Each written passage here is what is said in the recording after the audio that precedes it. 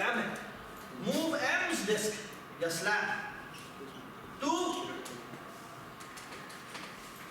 from T1 to T2, ठीक है ना? ठीक है, ये थी इंस्ट्रक्शन नंबर 1, ये थी इंस्ट्रक्शन नंबर 2, ठीक है? अब क्या काम रह गया? अब अगेन हमारा आदिल का जो बनाया हुआ फंक्शन है ये प्रॉब्लम सॉल्व कर देगा। कौन सा प्रॉब्लम रह गया बाकी? इन स्लैब्स को उठाएं जो कितनी है m-1 है, m-1 स्लैब को उठाएं, इधर से उठाकर इधर रखें। किसको एज ए हेल्पर यूज करें? Yes. So tower of Hanoi m-1 slab को उठाएं, किधर से उठाएं? T3 से उठाएं, किधर रखनी है? T2 पे रखनी है और T1 को as a helper. That's it. We're done. Okay? Now there is only one thing left, which is the base case. और वो ये है कि अगर आपके पास सिर्फ एक स्लैब रह गई है, कौन सी स्लैब रह गई है? अगर आपके पास सिर्फ एक स्लैब रह गई है, अगर आपके पास सिर्फ एक स्लैब रह गई है और उसको आपने यहां से लेकर यहां तक मूव कर, ठीक है, वो क्या करें? ये आराम से, क्योंकि बाकी सारा कुछ लीगली हो चुका हुआ है, तो आप इसको उठाएंगे, रख देंगे। So see out, move M and move slab M from T1 to So let's go to the last time ये सब समझ में आ गया? ठीक है? Let me go through this code as a trial, okay? ठीक है? हम इमेजिन करते हैं, ठीक है, हमारे पास 3 टावर्स हैं।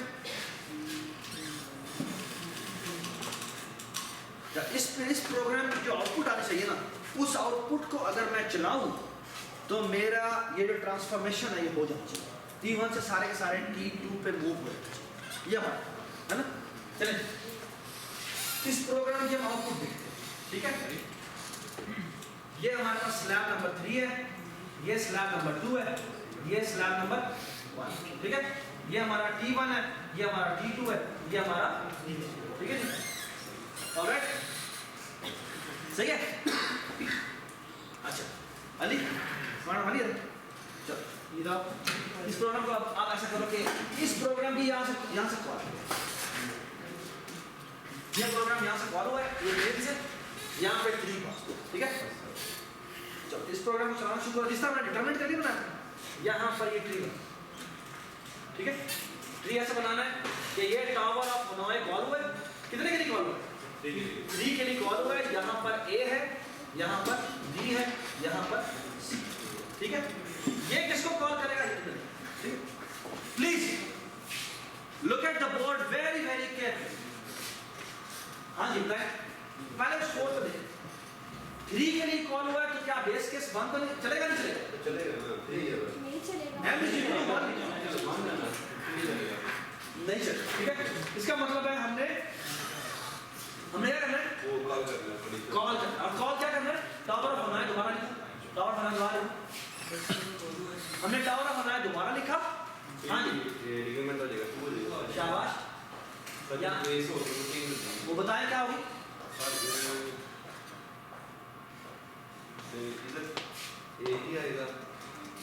शाबाश, यदि पहले A से उठाना है और हमेशा ये C शाबाश, ठीक है। अब थोड़ा सा केयरफुली पीछे को देखो, यानी वो क्या कह रहा है? वो कह रहा है पहली 2 उठाओ और पहली 2 की 2 किधर मूव कर दो? T3 पे मूव कर, ठीक है। T3 का नाम जो है वो हमने ABC है, ठीक है। ये हमारा A है, ये हमारा B है और ये हमारा C। तो वो कह रहा है पहली 2 उठाओ, उन 2 को उठाकर कहाँ पे रख दो? C पे रख दो, ठीक है। ऐसे ही ना अभी बेस कैसे चलेगा इसका? नहीं चलेगा बेस, अभी भी ये दोबारा कैसे कॉल करेगा? ये क्या जाएगा टॉवर ऑफ होना है दोबारा सर इधर बना जाएगा और ये दोबारा चेंज होगा क्या चेंज होगा आपका इधर आ जाएगा ए बी बी और सी परफेक्ट। वो कहता है पहली स्लैब जो ऊपर वाली है वो उठाकर किस जगह रख दो बी पे रखो और सी को एज ए हेल्पर यूज करो। अब क्योंकि बेस के साथ चुका हुआ है और सबसे टॉप वाली स्लैब थी तो टॉप वाली स्लैब को मैं उठाकर वैसे ही रख सकता हूँ। टॉप वाली स्लैब जो होती है वो सबसे स्मॉलेस्ट होती है तो वो चाहे मैं यहाँ रख दूँ चाहे मैं यहाँ रख दूँ मैं अपने जो अपना जो रूल है रखने वाला वो वायलेट नहीं कर। जब m की वैल्यू 1 होती है तो m = 1 is the smallest slab. वो चाहे मैं पहले वाले पे रखूं चाहे मैं दूसरे वाले पे रखूं चाहे मैं तीसरे वाले पे रखूं जिसके मर्जी चाहे रखना चाहूं मैं रख सकता हूं। समझ में आई बात जी। वो कह रहा है कि पहली स्लैब उठाकर a से उठाओ और b पर रख दो। ये बेस केस कर होगा और आप बेस केस प्रिंट हो जाएगा। क्या प्रिंट होगा यहाँ पे लिखो सी आउट क्या हो जाएगा ए और बी हो जाएगा सर। नहीं तो क्या कह रहा है कि वन स्लैब को ए से उठाकर बी पर रख दो। ये तो क्या है लिखो सी आउट उठा दो सी आउट छोड़ो। वो कह रहा है move one from A to B from A to B शाबाश ठीक है। मूव वन लिखो ना वन नहीं लिखो। चले जी हमाद उठो। अब जो ये लिखता जा रहा है वो तुमने वहां परफॉर्म करना ठीक है। ये क्या सर वहां से जो ये लिखता जा रहा है वो तुमने वहां पे लिखता जा रहा है। वो कह रहा है कि move one from A to B. उठाओ वहां से ये उठाया और उठा के कहां रखा उसे यहां। परफेक्ट एवरीबॉडी अंडरस्टैंड सो फार। हाँ जी चलिए वापस आ जाए। ये फंक्शन रिकर्जन वापस आएगी। वापस आके वो क्या करें अभी वो दूसरी कॉल रहती है। दूसरी कॉल कौन सी है वो वन है। अभी तुमने पहली कॉल रिटर्न हुई वो क्या करेगा वो फिर वन होगा इधर नहीं देखो ना वो अभी उसने सी आउट कर लिया उसका क्या कहता है सही कहते हैं ना। नहीं इसको पहले तो ऊपर वाली लाइन चली थी ऊपर वाली चली थी हाँ ये चली थी ना। उससे नीचे वाली रहती है लाइन। वो क्या कह रहा है सी out move m slab from नहीं ये तो उस वाली कॉल करेगा इसका लिखा है उसके अब इसका रहता है आप मिलेगा वो सारा मिलेगा एक मिलेगा नहीं किसको भला पहले तुम्हें नंबर बताना पड़ेगा ना किस स्लैब को उठाना है। सेकंड सर वो कह रहा है सेकंड स्लैब को उठाकर कहां से कहां रखना है A से C पर शाबाश। Move 2 from A to C. Okay? Move 2 from A to C. हाँ ये उठा कर रखो। तो 2 से उठाया और यहाँ पे जाता है ठीक है।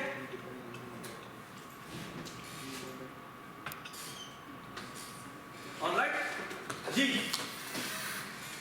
अभी टावर ऑफ हमारे का दूसरा से कॉल हो गए हो क्या कॉल सर वो भी क्या चलेगा अभी रिचार्ज रहता है वो क्या कॉल करेगा सर वो वन सर लास्ट टाइम में 2 था हाँ तो 2 का करेगा उधर देखो ना ऐसे मुझे ना देखो ना बताओ 2 - 1 हो जाएगा 1 हो जाएगा यार देख तो बस m की वैल्यू कितनी है यार देखो सही ना यार इसमें m की वैल्यू 2 है। वो कहता है m - 1 को उठाकर तो 1 आ जाएगा हाँ ये बना वो कहता है कि मैंने दोबारा टावर ऑफ नॉय कॉल करना है जिसमें m की वैल्यू आप 1 है और वो कह रहा है किसको उठा करना t3 यानी कि t3 यहां पर है t3 यहां क्या है b है b में तुमने मूव करना है b से तुमने मूव करना है और किधर मूव करना है बताओ मुझे t2 यहां क्या है c है ठीक है। और a को एज ए हेल्पर यूज करना यानी वो कह रहा है कि जो अब b पे पड़ा हो और b पे क्या पड़ा हो पहला वो कह रहा है पहले वाले को उठाओ b से उठाओ और c पे रखो। हाँ जी और ये क्योंकि 1 है तो यहाँ पर आएगा और वो बेस केस चल जाएगा और वो कहता है कि इसको उठा के यहाँ से जाना क्या से होगा move one from B to शाबाश चल क्या देख तुम इसको उठाया उठाकर यहाँ रखा हाँ जी ये दोनों फंक्शन अब खत्म हो गए इसका मतलब है ये यहाँ से वापस होगा और वो वहाँ से वापस होगा वापस होगा यहाँ ये किसे कॉल करेगा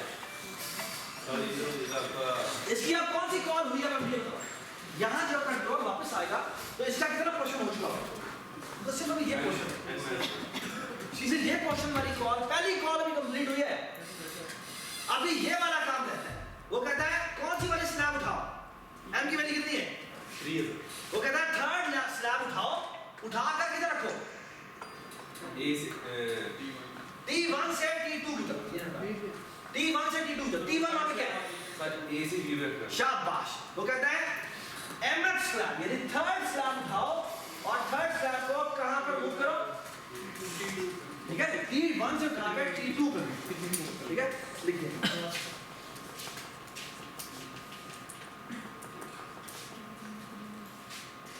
आज के जैसे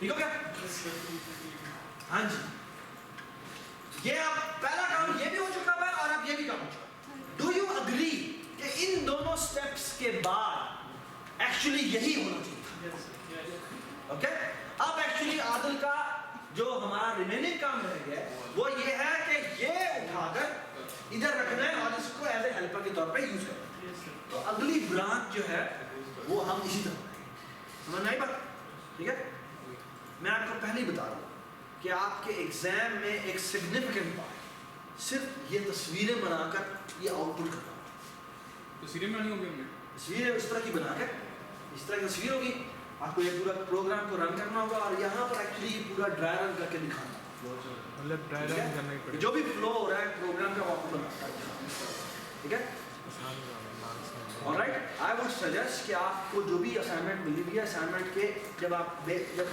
टेस्ट करते हैं ना कि मेरा प्रोग्राम ठीक भी चल रहा है या नहीं चल रहा तो उसको चलाने अगर इस प्रोग्राम की कोई आउटपुट आई आपको पता है ठीक है या नहीं आपको एक्चुअली प्रोग्राम चलाकर 3 स्लैब की तस्वीर बनाकर उसकी आउटपुट को यहाँ पे चलाना चाहिए या ये जो आउटपुट आ रही है ठीक आ रही है फिर उसने जो जो आउटपुट किया है वो मैं इंस्ट्रक्शन चलाकर देखता हूँ ये वाकई ठीक आ भी रहा है या नहीं आ रहा नहीं बात ठीक है सो ऑलवेज डू दैट क्या कि आपने जो प्रोग्राम बनाया उसकी आउटपुट जो आनी चाहिए वो आ भी रही है या नहीं ठीक है ऑलराइट ठीक है अभी इसका एक पूरा हाफ रहता है आउटपुट का वो आपको ठीक है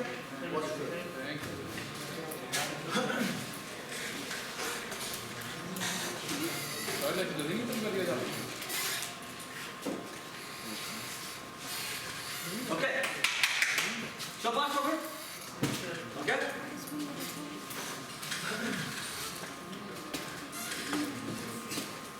जी प्लीज नेक्स्ट प्रॉब्लम पढ़ने वाला तो प्रिज्म पे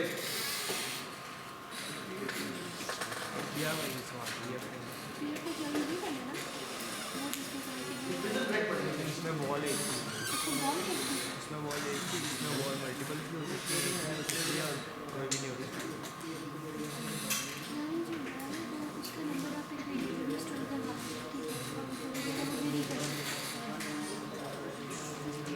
टूट ये रही है ये बनाने का बंदा बात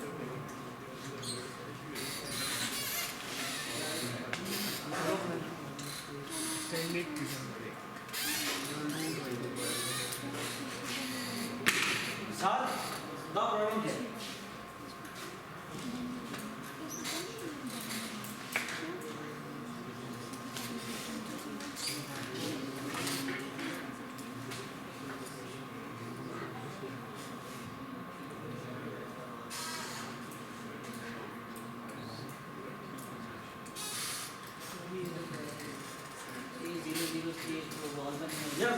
अली थोड़ा जोर से बोले आवाज नहीं आ रही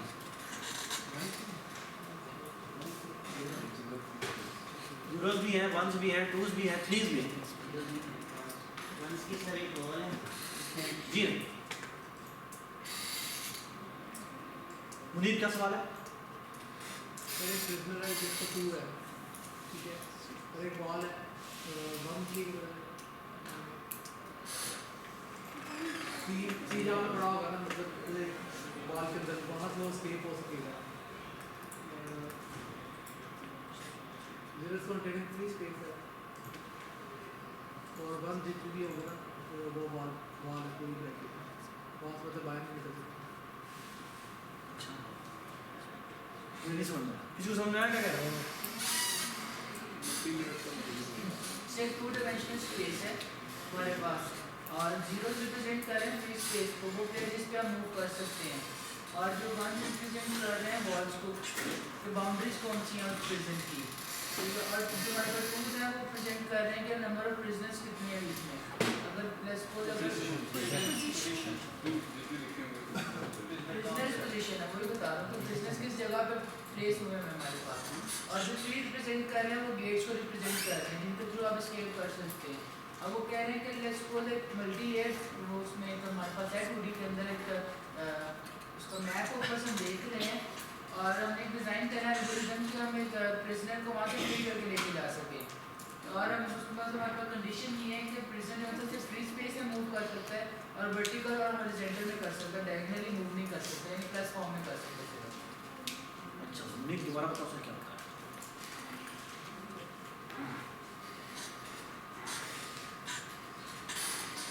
तो ये बताया कि जितने भी बात कर रहा हूँ एग्जैक्ट वॉल है ये नहीं था, ये सर ये नहीं था, नहीं था। अगर तुम सुन लेते ना तभी से अच्छा होता। दोबारा पढ़ो। 2 डायमेंशनल है हमारे पास जितना भी, क्योंकि जब भी हम किसी चीज़ को ऊपर से देख रहे हो तो वो 2 डायमेंशनली ऊपर कर रही होती है, तो हम उसका जब कंसीडर कर रहे हैं कि हम टॉप व्यू से देख रहे हैं प्रिज्म को ऊपर से और हमारे पास 2 डायमेंशनल में है। और 2 डायमेंशनल में हमने इसको हमारे पास एक 2 डायमेंशनल वर्ल्ड है, यानी एक 2 डायमेंशनल अरे गिवन ये है कि हमारे पास एक 2 डायमेंशनल अरे है, ठीक है, जिसको हम मैप कहते हैं।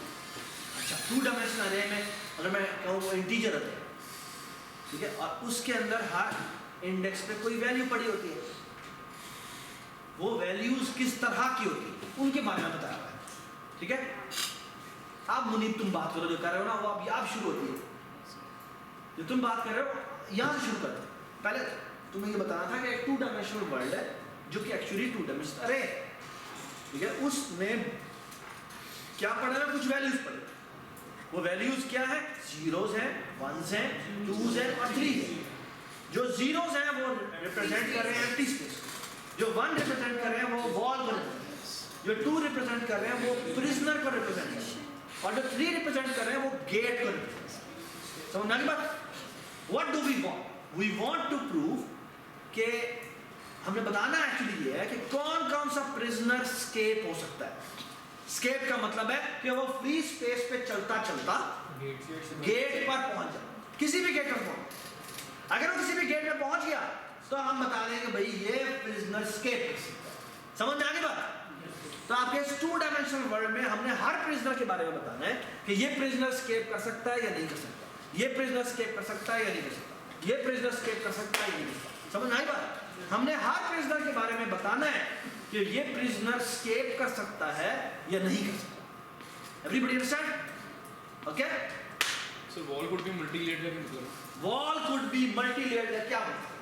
इसका मतलब ये है कि यहाँ पे फॉर एग्जांपल एक्चुअली तुम अगर तुम गौर से सोचो तो तुमने एक प्रिजनर के लिए सॉल्व करा जी, अगर तुम एक प्रिजनर के लिए सॉल्व कर लो तो उसी को तुम जितने प्रिजनर है उनके लिए सॉल्व कर देना, ठीक है। तो बात समझ। तुमने अगर एक प्रिजनर फ्रीएबल बना लिया तो तुमने 2D अरे का लूप लगाना, उसमें अगर तुम्हें प्रिजनर मिले तो उसके ऊपर कॉल कर दो, ठीक है। ऑलराइट, ठीक है। तो तुम्हारा जो एक्चुअली फंक्शन है वो ये है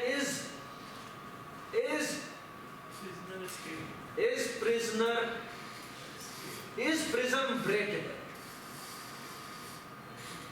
ठीक है।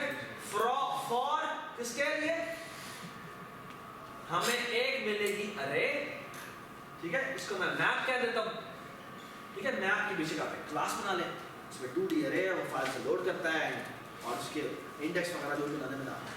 It's always a good idea कि आप डेटा स्ट्रक्चर में आ गए, वो पढ़ के आ गए तो हम आपकी प्रोग्रामिंग स्टाइल भी देखें, ठीक है। तो आप एक इस तरह हमने मैट्रिक्स बनाई थी, इस तरह मैप की क्लास बना लें, उसके अंदर फाइल से लोड करना, जितना भी मैप बड़ा बताया हो, फॉर एग्जाम्पल वो 20 बताता है तो उसका 20 बाय 20 का मैप है, ठीक है।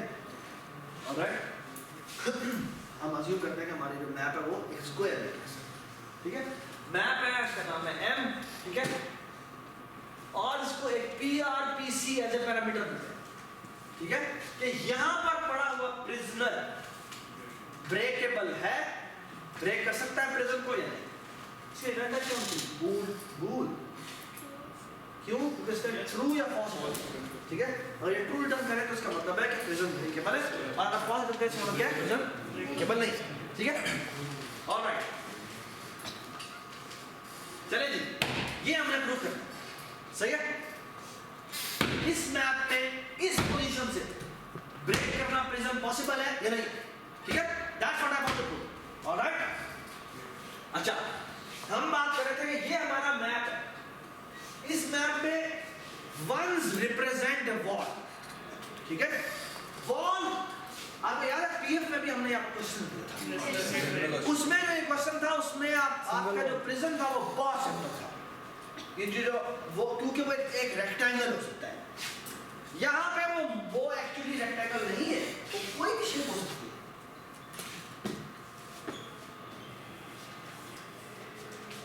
समझ रहे हैं क्या, इसको मैं यूं कर देता हूं, ठीक है।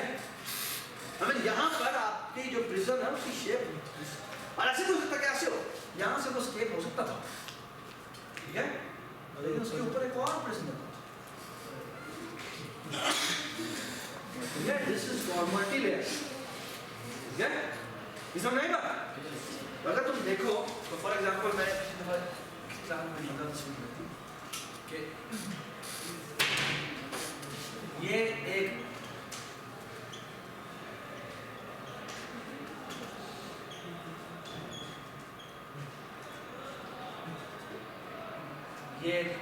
यहाँ पर खड़ा हुआ है प्रिजनर है, यहाँ पर ये बॉल है, यहाँ पर ये बॉल है, यहाँ पर ये बॉल है, ठीक है।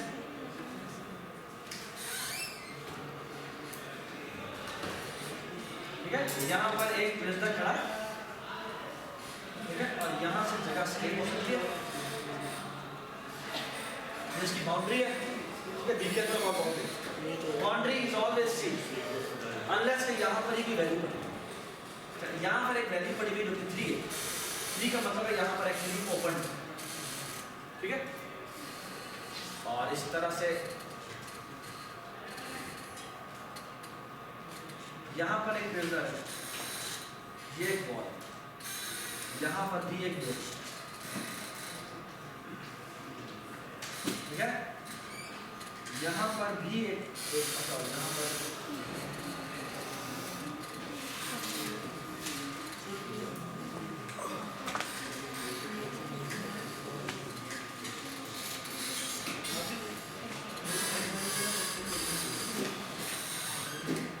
हाँ जी,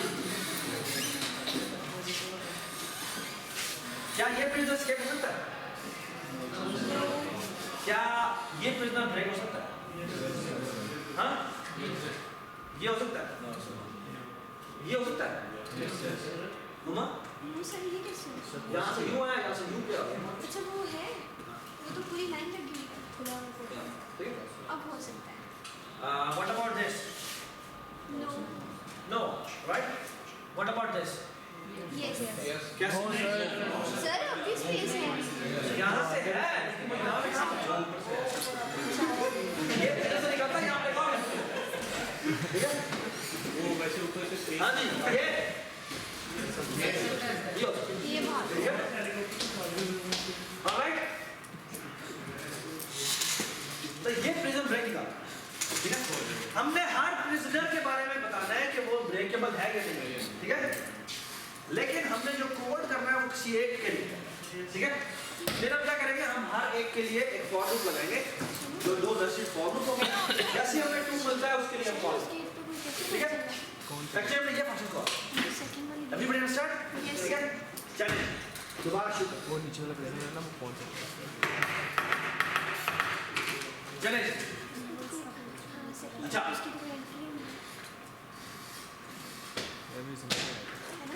इस प्रिज्म ब्रेकेबल, ये हमने कहा ना, अच्छा,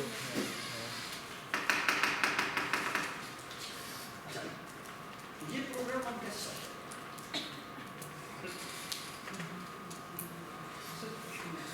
पोजीशन हम लेके स्टोर कर लेंगे। सर एक सर्च का फंक्शन लगा देंगे जो पहले गेट्स को सर्च करेगा कहां करें? पे Actually एक लाइन में फंक्शन है। हाँ? Would you believe it? It's actually one line with only 4 checks. That's it.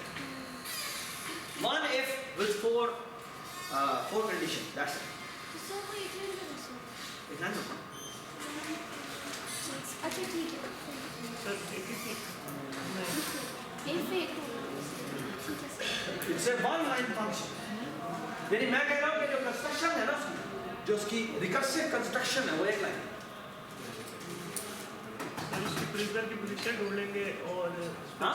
Prisoner की पोजीशन वो जैसे मिल जाएगी उस पे चेक लगा देंगे कि उसके हॉरिजॉन्टल और वर्टिकल में क्या भी फ्री स्पेस है वो सर वहाँ से फ्री हो जाएगा। नहीं, ये क्या कह रहा है फिर? मासूम क्या कह रहा है? दोबारा बोलो। सर मैंने कहा कि प्रिजनर की पोजीशन हम लोकेट कर लेंगे कहाँ पे है, वो यहाँ पर है। उसके बाद हम एक उसके सर कहेंगे कि तुम कह रहे हो कि इसके हॉरिजॉन्टल वर्टिकल देखने का फ्री है या नहीं? ये इधर भी फ्री है, इधर भी फ्री है, इधर भी फ्री है, इधर भी फ्री है। तो उसके अराउंड सर उसके भी अराउंड, फिर उसके भी अराउंड, फिर उसके भी around. It's not that easy. It's not that easy.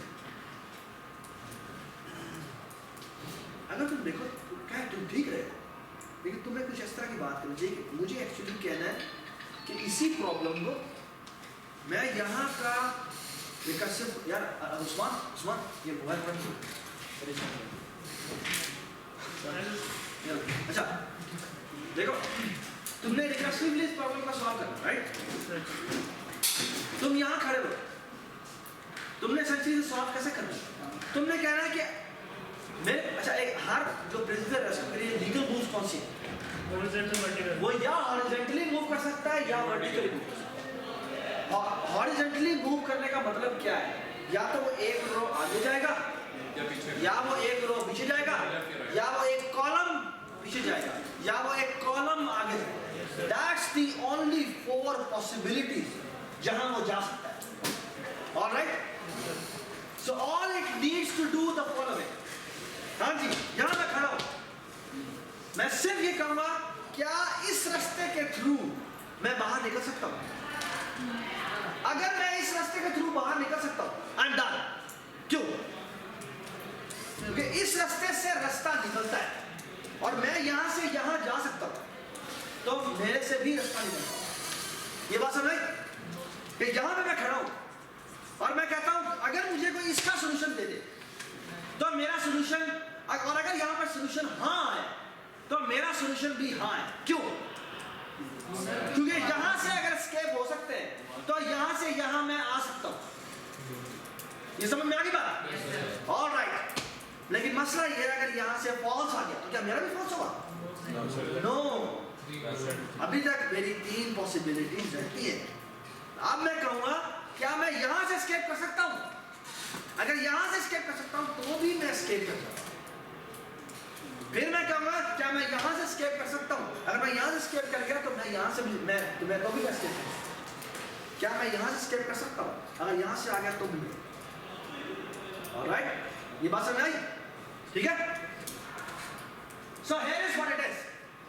Is prison break is again is prison breakable? दोबारा से यही मैप कॉल करना है, लेकिन किसके लिए? रो माइनस PR-1 BC के लिए, और again this thing with PR+1, again this thing with PR वैसे रहेगा PC-1, again this thing with BC+1. Okay? That's it. अब छोटे से हमारे बेसिक्स रह गए, वो ये है कि जब हमने किस जगह पे मैं आ जाऊं तो मुझे कब रिटर्न ट्रू करना चाहिए, किस जगह पर आ जाऊं तो मुझे रिटर्न किस जगह पे मैं आ जाऊं तो रिटर्न मुझे फॉल्स। ठीक है? अच्छा, अगर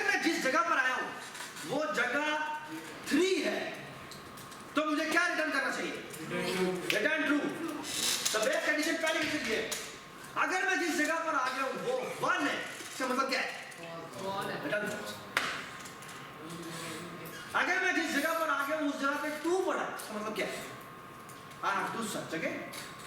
क्यों? जिस जगह हो सकता है अब एक ही प्रिज्म में 2 प्रिज्म आ रहे हैं, दैट्स आल्सो फाइन, ठीक है? अच्छा, एक छोटी सी प्रॉब्लम है इस पूरे सोल्यूशन में, और वो ये है कि देखिए आप यहाँ पर थे, आपने रिकर्सिव कॉल इसको कर दी, रिकर्सिव कॉल इसको कर दी, इसको कर दी, इसने है ना, ऐसे करना ना। यहाँ पर आप थे, आपने रिकर्सिव कॉल इसको की, इसने और इधर की और इधर की। ये जब रिकर्सिव कॉल इधर पहुंची तो यहाँ पर भी तो रिकर्सिव कॉल जानी है, तो ये वापस इधर रिकर्सिव कॉल ना कर, नहीं? यानी ये इसने इसको कॉल किया, इसने दोबारा से कॉल कर दिया। ये आपने प्रोहिबिट करने का मतलब क्या है कि आप जिस कोऑर्डिनेट पर आते के साथ ही काम करो। हाँ? यानी पहले बेस कंडीशन, बी केयरफुल, पहली बेस कंडीशन लगाने के फौरन बाद आपको एक काम करना चाहिए।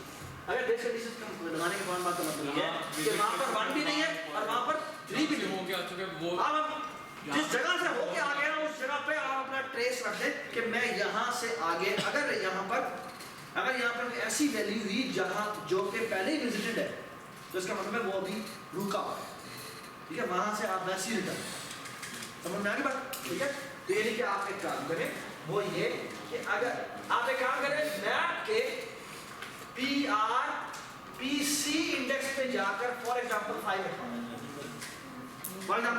5 और ये बेस कंडीशन आपने रखी थी ना, उसमें एक और बेस कंडीशन का इजाफा है कि अगर मैप में PC के ऊपर 5 पड़ा हुआ है तो वो रिटर्न पहुंच ही यानी या वापस उसी जगह आगे वापस, ठीक है? इनकंक्लूसिव है ना, तो वो यहाँ से आप निकल, ठीक है जी? 5 by 5 को दे दूंगा, ठीक है? तो पहले वो दुनिया में 2 इस तरफ है, 2 इस तरफ है, 2 आगे निकल रहे हैं। अब वो पहले इस तरफ मूव करता है राइट पे, ठीक है? अब वो राइट पे से नहीं मिल रहा, ना उसे लेफ्ट पे मिलेगा, लेकिन उसे लेफ्ट माइनस इधर। जबरदस्त। एक कंडीशन और रहती है, वो ये कि आप बाउंड्री से बाहर नहीं जा सकते, ठीक है ना? यही तुम कहना चाह रहे हो, तो आपको एक बेस कंडीशन और लगानी है कि आप बाउंड्री से बाहर तो नहीं जा रहे, ठीक है? ऑलराइट, उसके लिए आप एक और तरीके में कर सकते हैं कि जो ओवरऑल बाउंड्री है ना, उस पे आप 1 ये जो ओवरऑल सराउंडिंग है उस पे आप 1, तो कभी भी आप उससे आगे जाएंगे, समझ आ गया? जो आज ही वहां पे देखेगा वहां पे 1 पड़ा होगा, वैसे ही करना, ठीक है ना? समझ आई बात? तो आपको जैसे भी चलेगा, आप चाहे आप वैसे नीचे लगा दें या आप बाउंड्री पर रखी हो, ऑलराइट?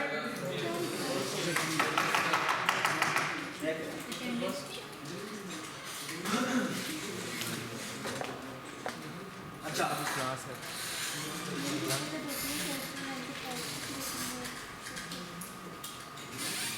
मेरी क्लास है जी सर।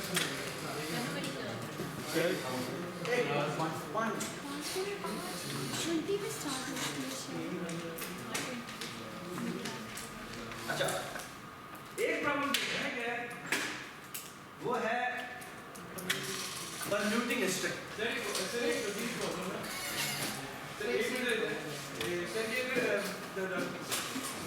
क्या इसी से बात करें बाद में? अच्छा जी,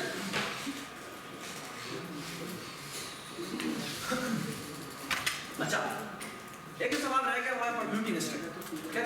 परम्यूटिंग स्ट्रिंग क्या चीज है यार?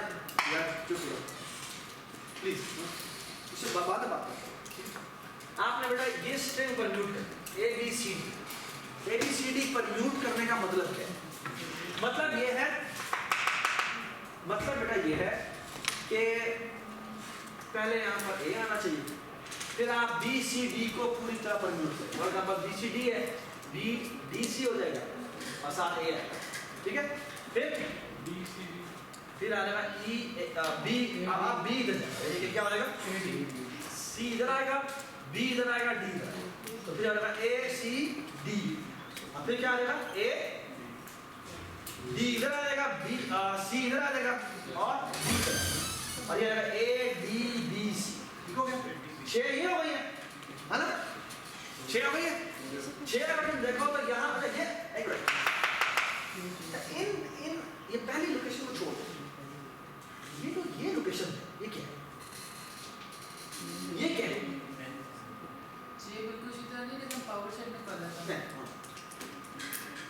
क्या चाहिए? ये क्या है? ये 3 लेंथ की स्ट्रिंग की सारी परम्यूटेशन नहीं है, है ना? ये 3 लेंथ की सारी परम्यूटेशन है। B C B B B C C B D C B C C D B D C B B B C, ये 3 लेंथ की सारी string. So all I will do is the following, कि मुझे recursive function इसकी permutations दे देता है। मैं पता करता हूँ सबका देगा इनके साथ ए लगा, फिर मैंने पता किया, फिर मैंने ये जो स्ट्रिंग है वो चेंज कर दी, फिर मैंने यहाँ पर बी लगाया और इसमें इस बी की जगह पर ए रख दिया, यानी ए सी डी रख दिया, और फिर मैंने ए सी डी की सारी परम्यूटेशंस निकाल दी। ये परम्यूटेशंस है, ये मुझे कौन निकाल देते हैं? ये मुझे रिकर्सिव फंक्शन निकाल देते हैं, और उस रिकर्सिव फंक्शन के साथ जस्ट मैं ये ऐड सो ब्यूटीफुल, तो ये हमारा आदिल का फंक्शन है, ठीक है ना, जो हमेशा परेशान है। देखिए ये हमें आदिल बना के दे देगा, हमने सिर्फ इतना सा काम करना है, ठीक है?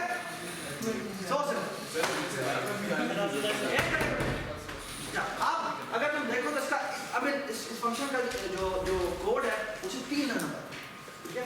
और 3 लाइनों में 2 लाइनें इतनी ऑब्वियस है, ओके जी। ये इसका नाम है प्रिंटिंग परम्यूटेशन, ठीक है? इसको एक स्ट्रिंग पास होती है और इससे एक स्टार्ट पास होता है, ठीक है? स्टार्ट क्या है? स्टार्ट का मतलब है कि मैं इतने तक जो है अपने कैरेक्टर रख चुका हूं, ठीक हो गया? ऑलराइट, शुरू में जो एस ये पास होता है वो 0, ठीक है? Alright, so all it does is the कि यहाँ पर इसने एसेंशियली अगर तुम देखो तो मेरा काम है सिर्फ यहाँ पर कैरेक्टर रखना, और ये मुझे स्ट्रिंग्स जो बना के देगा ये मुझे आगे का पसंद है। ये जो रिकर्सिव फंक्शन है इंडक्टिव ऑपरेशन वाला वो मुझे खुद बना देगा, ऐसे ही है ना?